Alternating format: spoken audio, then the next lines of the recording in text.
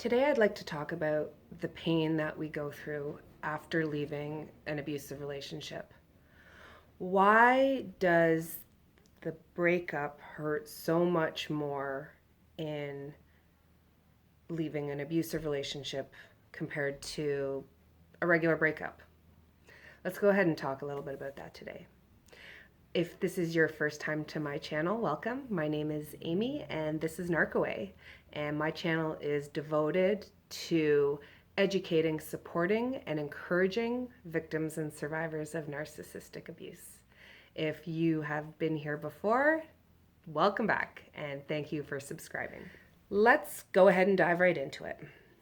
Why do breakups from narcissistic abuse hurt so much more, and why do they take so much longer to get over? Well, narcissistically abusive relationships cause trauma. The entire relationship is traumatic. What the narcissist is doing to you while you are with them is traumatic. You, whether you know it or not, are leaving this relationship with post-traumatic stress disorder.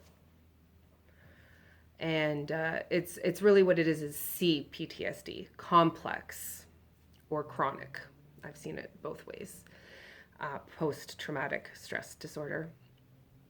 And the difference between the two is PTSD is generally referred to one singular traumatic event that causes lasting effects to deal with, and chronic or complex is a series of traumatic events that happen over time that accumulate within your brain. And that's what narcissistic abuse is. When you're with an abuser for many years, this is chronic abuse. It's happening to you every day, and it is changing your brain chemistry, is what it's doing. Your brain is actually rewiring itself to adapt to the abuse that you are suffering. You're in a constant state of fight or flight, whether you realize it or not. And you are adapting to the narcissist's ways to avoid as much abuse as possible. So if your abuser is one to yell at you and to call you names and to belittle you and to really verbally assault you, you're going to start to learn what their main triggers are. And so you're going to adapt and you're going to change your behaviors to really limit those triggers. And then, of course, with narcissists, those triggers change constantly. And you might think finally you've got it down pat, and then out of the blue something else triggers them, and now they're name calling and yelling at you again. This is, if you think about if this was happening to a child, what would that do to them? That would be considered child abuse. So why is it any different if it's being done to an adult? It really isn't. The only difference is that the adult can leave, whereas a child generally can't. But the adult is being brainwashed at the same time. So they are being constantly blamed and told it's their fault, that they are warranting the abusive behaviors. And so we, as adults that are being abused, take what the abuser is saying at face value. We don't dig deeper because we don't generally know that we're being abused. And we internalize and blame ourselves and think we are the cause of that. Because why else would they do it? So this trauma that is happening to our brain is changing us in a lot of ways. Our personalities will change, and once you're out of an abusive relationship, when you look back on it, you'll be able to spot these changes. Your personality you might have been a loud, boisterous, fun person, And if that kind of behavior upset your narcissist, you're going to subdue yourself and you're going to become a lot quieter and maybe not so much the life of the party that you once were. And you're suppressing your personality. That changes you, and that's traumatic because somebody is forcing you to be something you're not, and you're going to be punished otherwise. And it's like you think about a dog. If you beat a dog and then you raise your hand to the dog's going to cower because they're expecting that, and you're traumatizing the poor animal. It's the same with a human, and it without being physical. I mean, if you raise your hand to a human, they're going to cower too.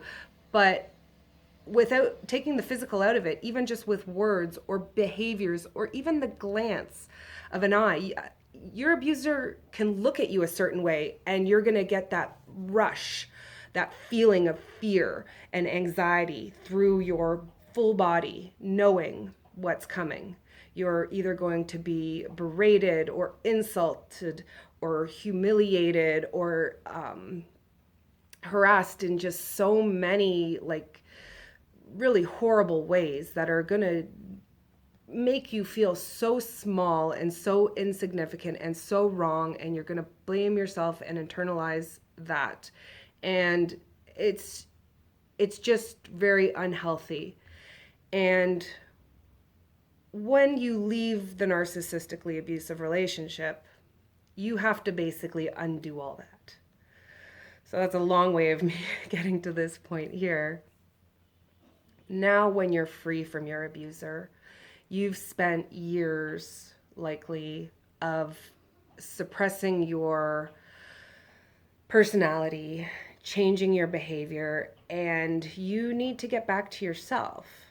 And you need to unpack all of this baggage. You need to find out really what happened, what was happening during this relationship, and you need to go through therapy to fix this. And it's very painful because it's going to be very triggering because you're going to have to dredge up a lot of old memories. So the way I like to think of it is say you've gone into an old dusty room that hasn't been touched in years, okay? And you need to clean up this room. Well, okay, so this is you going into your brain that has not been really accessed in a long time since you've left the abuse. And you've probably shoved everything deep down inside because you don't want to deal with it because it's very hurtful to think about it and you just want to let it go. But you can't let it go without dealing with it, is what happens. So when you go to therapy, you're going to unbox a lot of these old feelings and events and emotions. And like when you're in the dusty room that you haven't been into a long time, you're going to stir up the dust. And you're not going to like that. The dust is going in your face, it's going in your nose, it's making your eyes itch, it's making you sneeze, it's making everything dirtier. It gets a lot messier before it gets cleaner, but it's inevitable that you have to do that in order to clean the room. So cleaning the room is like putting the pieces together, talking through your feelings with your therapist. Your therapist can help to identify major concerns and how you can deal with it on a personal one-on-one basis. My nose got itchy just talking about the dust. And then what you're doing essentially is vacuuming up the room. You've got your dustpan, you've got your broom, you've got your vacuum, and you're going to clean the room. And you're going to get everything nice and organized. And when you're done doing all that, you're going to have a nice, clean room to enjoy. And it's going to be shiny and clean and comfortable. But you can't get to that without getting through the uncomfortable stage first.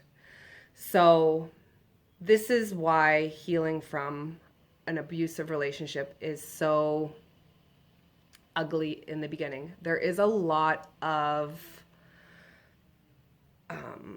emotion and feelings and questions that you have to explore. And there's lots of different ways to do this. I always recommend therapy because they are trained professionals that can walk you through what you need to on a personalized, individual basis. You know, there are lots of therapies, cognitive processing therapies. You can do yoga, you can do meditation, you can do lots of different exercises to find out how to repair the damage that was done to you by this other person. So that's why it's very painful. That's why it hurts so much. You're suffering trauma. You're suffering trauma. You're suffering a form of PTSD, because narcissistic abuse is abuse. It is abusive. And when you've gone through any type of abuse, you have to rectify that. And whether it's through going and finding a therapist, even doing self-therapy, finding workbooks online, you have to work at repairing the damage that was done. All right, I hope that you guys liked this video. As always, if you don't already, please subscribe and please let me know what you think down in the comments below. And I will see you all in the next video. I love you all.